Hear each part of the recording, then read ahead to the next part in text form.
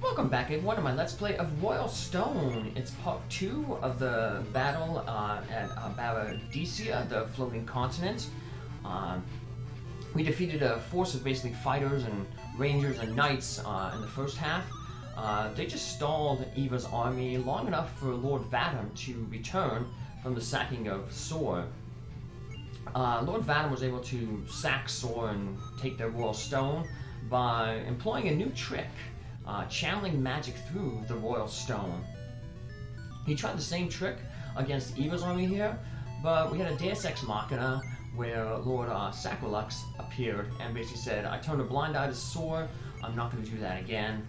And he basically prevented the Royal Stone from being abused and wiping out Eva and her forces. So that means Lord Vatam is just going to try to wipe us out with his army, and it's quite a formidable army. He's going to have 2 evokers, 2 wizards, 2 bishops for healing, and then a bunch of fighters. Like most battles with Vatam, because he is the water general, he's mainly going to be carrying water elemental characters with him. So we have a water ranger there, we're going to have a few water fighters. So even though our Griffin is max level, we're still going to employ him a little bit during this fight. As long as he doesn't get the kill, then it doesn't matter. Because only the person who gets the kill gains the experience.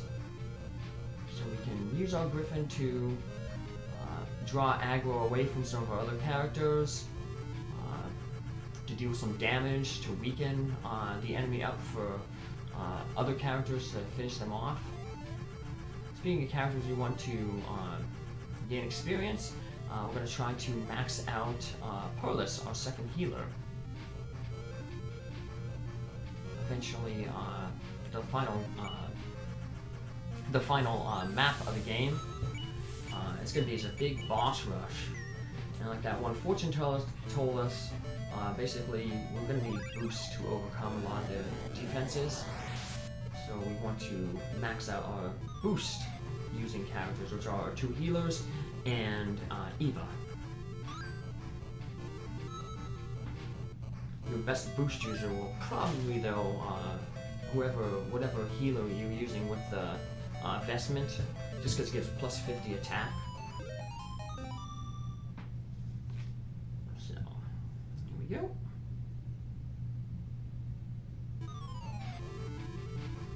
At max level, Eva actually will have higher attack even than the person with the vestment, but not by much. Eva maxes attack out at 179. The vest wielding bishop is 170. Eva forward here. We're going to basically form a little line here. Don't usually never want to have Eva necessarily directly in the front. That's going to be really important in the final battle, because like I said, it's going to be a boss rush. There's going to be a lot of tough enemies, and we don't want our characters being put in a position where they can be attacked by multiple enemies. Just form our little line. We'll bring our fighters, or well, our ranger knights up a little bit. Their main goal is basically to sneak in and maybe finish off an enemy.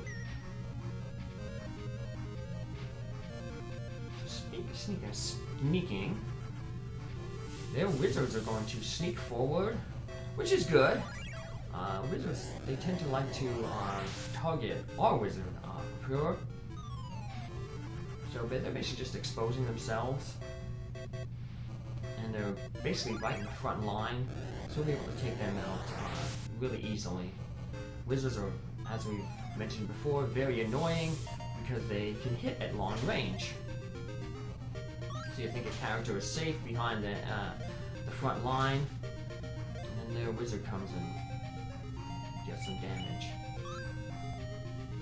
Good thing spells can't crit though, so that's one lucky thing. So you see how we have the Griffin there, do a little bit of fighting. So as long as the Griffin doesn't kill the enemy, we're not wasting experience.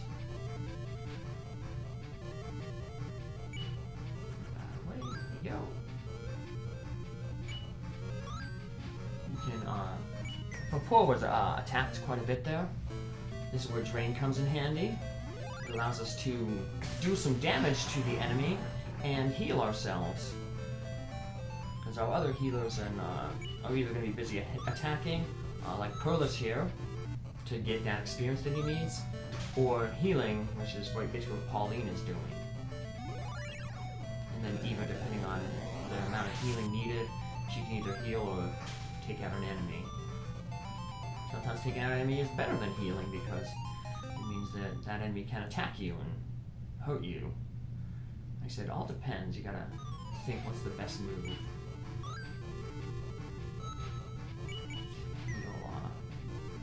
Pose up here. Being that he's in the front. He can be technically targeted by 2 characters, although it's unlikely that he'll be attacked by 2 characters, because most likely the character above him will target Eva, because targeting priority, they like to go after Eva first, and your squishy characters. So this is why we brought those rangers along, those fighters. They haven't really been doing much, but they're good for sneaking up and finishing off enemies and clearing the way. So it basically saves Perlis from being attacked from below. Now he can only be attacked from above and to the right. And we know he's not going to attack from above because anyone who goes in that position is going to instead focus on Eva. Eva gets defeated, it's a game over, so the computer puts precedence on attacking Eva first. Which is why, in addition to gaining levels for Perlis, our other healer, I'm also going to try to get some levels for Eva. I'm not going to max her out though, because I mentioned previously that there's going to be Golem that we want to recruit in the next battle, and we don't want to waste experience. We can get Eva to a point where fighting 1 Golem will max out her level and also capture that Golem. Luckily, the way the battle is set up, the Golems are the first enemies we meet, so if you attack a Golem and it doesn't get recruited, you can just reset try again. Pose might be able to take this guy out in 1 hit, especially when he's weakening himself with his special. Let's see. There we go. Pose. Powerful. Even without the massive stat gains that healers get from maxing level in Crystal Warriors, they became like the most powerful character in your army when you max them out. They had no elemental advantage, but they did have, but they also didn't suffer any elemental disadvantage. It's just like in this game here, wizard classes always Earth Elemental. So I unfortunately selected Fight, and I really wanted to use Magic. I wanted to use, so I messed up. Which means that Papyrus isn't going to be able to heal herself, but that's okay. Let's finish this water character off. Deal guards. And probably thanks to that investment, we're able to penetrate that lady's defense. Good job, Perlis. Your reward for gaining levels, we will heal you. Let's bring our evoker forward, get him in on the action. He's going to attack their evoker. Remember, to do the most damage to evokers, you have to initiate the attack. Because if they attack first, they'll just summon their monster, and then you'll hit their monster. And if you don't, if you use your first turn to like do something like boost, well, then your second attack is just going to hit their monster. So after we hit the evoker once, we're just going to flee. Because otherwise, their Griffin's just going to do a lot of damage to our Siren, because Griffin is wind, Siren is water, has the elemental advantage. And here's Skrull's getting some more work in. He finished off that water fighter earlier. Now he's in prime position to finish off the evoker here. So yeah, Skrull's getting quite a good bit of work in here, despite being neglected for so long. And we're going to start pushing forward a little bit. Just a little bit. Heal ourselves up. I mentioned that I didn't normally like putting Eva in the front line because enemies gang up on her. I put her there in the front line here though, because if you notice, right now she can only be attacked by one character. So I'm going to force the enemy to either attack Eva with their bishop, and the bishop can only attack once, because remember the bishop, their first move is always to put your character to sleep, then hit you once, not going to do a lot of damage. Or they're going to have the bishop retreat, and either the fighter or evoker is going to take their place.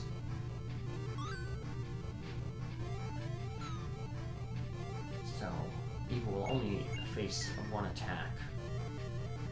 And the enemy is going to go with the former and have their bishop attack. And the sad thing is, this is not their only bishop. So I'm going to try to take this bishop out, and I'm going to just barely miss taking her out, and then the other bishop will heal her up. So let's put that drain to use. So this would have been good. Like I said, if the first round we would have had Papur use the drain, we'd have been able to finish off this because we would have hit the bishop with drain twice. And that would have been enough, because like I said, you're going to barely see. The enemy usually doesn't heal until they're below like 50% health. So we would have done a little bit of damage, and then we would have finished the bishop off here.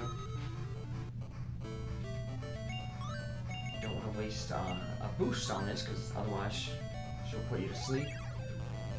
We can turn them into a pimento. Probably our best bet, because remember, pimento means they can't act, and their defense is slightly lowered. So, this is where a second wizard would have come in handy.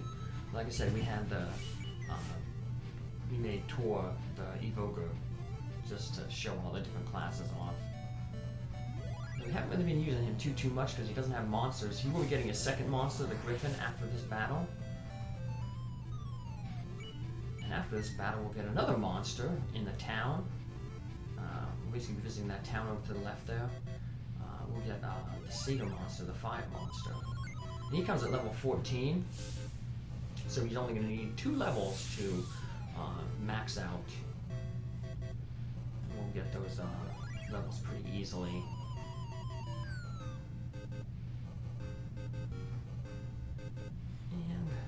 Donk. Too bad the getting whacked by the stick doesn't wake our character up. Like in some games that happens, like in Sleep. I believe in like Final Fantasy, if your character is put to sleep, and then they get hit by an attack, it wakes them up. We're not so lucky here in this game.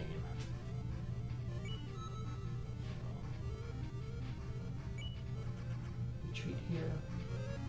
Probably gonna pull our line back, because if we start from the last turn, we're not going to be able to finish off the healer in basically one round. So we're either going to draw back a little bit and have the healer come force to us, then we can attack it on 2 sides, or the healer will retreat and we'll just take out the fighters, and then we'll cross the bridge and take out the healers then. Ourselves up here. We still have that pesky evoker. Like I said, he is the worst, especially when they take to the offense. Alright, so we have a nice little triangle trap there set up. Anybody who steps in can be hit on 3 sides. So if that healer steps forward to attack, well, she's just signing her death warrant. It looks like this guy's going to sign his death warrant. Carlos was in a little bit of danger there. Potentially being defeated, but that's where the Temerico spell comes in handy. Prevent that second attack from happening. Alright. Now we can finish off this water character.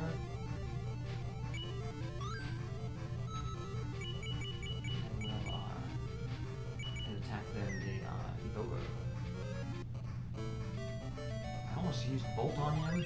Remember, we're still gonna max out on Carlos's level. Bolt at level 2 elemental would have finished him off. So we don't want to do that. And just for safety, I'm going to heal Carlos. Carlos can take the water fighter out with one hit, or that water ranger. But if he unfortunately missed the attack, then he could have countered and finished Carlos off. But I ended up giving the kill to Eva. Like I said, still need to get her to level 15. Some characters forward. And up. Now the Evoker's going to attack. Annoying, but right after Eva.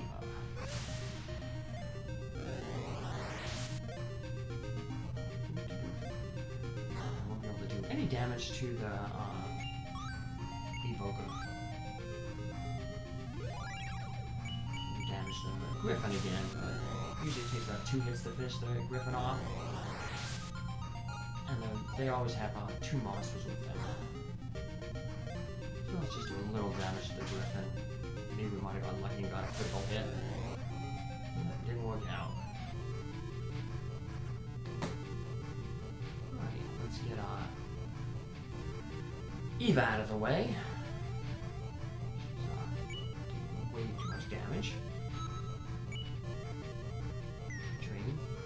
Always good for healing and dealing the most damage at the beginning. Yeah, even though level 2 elemental spells are really powerful, when they're going up against an Oath character, they're not going to really do too much. So let's Memento the Evoker here. Smack him. We can work with Pauline. This should put him in range. Yeah, definitely in range for Carlos and Eva finish him off. And we give it to Carlos because we gave the fighter to Eva. And the Evoker is down.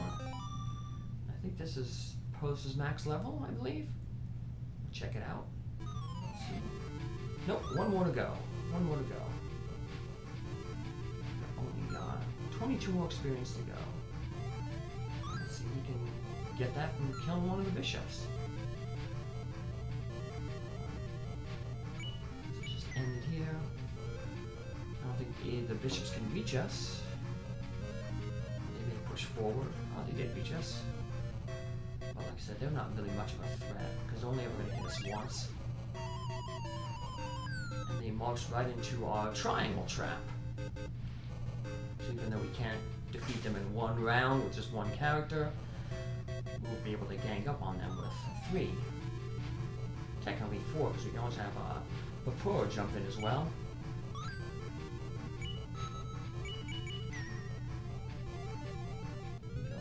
Go up here.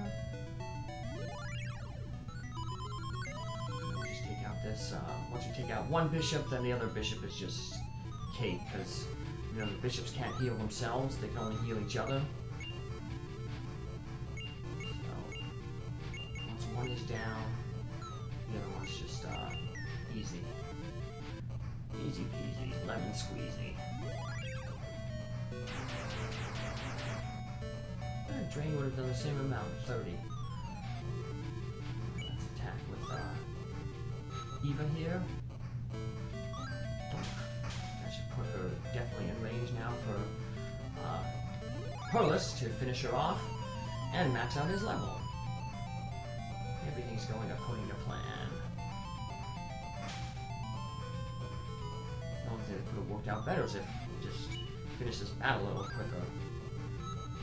It's one of the longer battles in the game. Actually, the next two battles are both going to be two-part battles. Not two-part in the sense that you're going to have a battle run right after each other, but they're going to be really, really long battles. So, a lot of enemies, a lot of terrain to, the maps are big. So, let's end up, see if we get their healer to march forward. Ooh, she does. And we'll just take the healer out the same way we did the last turn. Just gang up on her, and all we're left with is Lord Vatam. Yeah, we'll probably need to kill the Eva. It's only fitting. She was the one who wanted Lord Vatam's head, remember? At the beginning of the battle, when Vatam bragged about killing Luminet. He's like, I'm gonna have your head. So, let's give Eva that chance to finish Vatam off. Although technically, like I said, it doesn't really finish him off. Vatam's a slippery snake. He'll eventually be killed, but sadly we will not get the satisfaction of doing it. Slippery snake Vatam. Always just escaping. I wonder how he keeps escaping. Another tactical RPG I'll be playing later on is Tactics Ogre. And in that one, like sometimes if you defeat the boss, they have these like teleport gems. So you like turn them down to 0 hit points, and they're like, gotta get out of here. And they use their teleport gem and escape. I guess Vatam has a bunch of them around.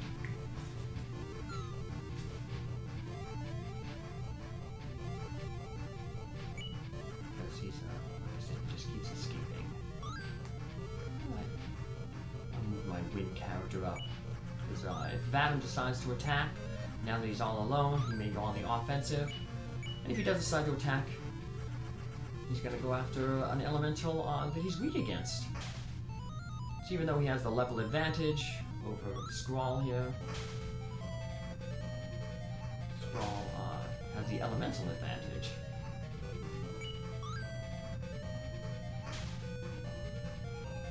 Did a decent amount of damage. Squall put in quite a bit of work this round.